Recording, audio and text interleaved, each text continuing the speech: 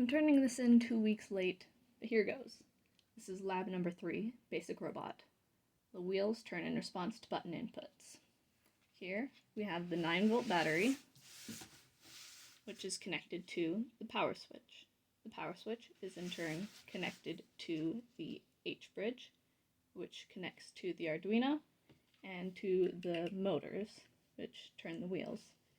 Here is my attempt at ground. I didn't have any aluminum foil, and so this is made out of popsicle sticks and staples.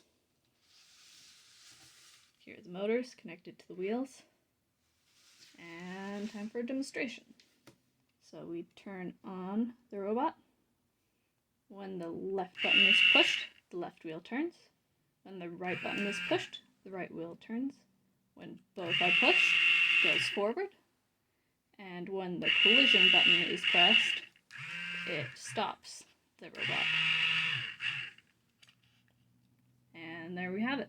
Basic robot.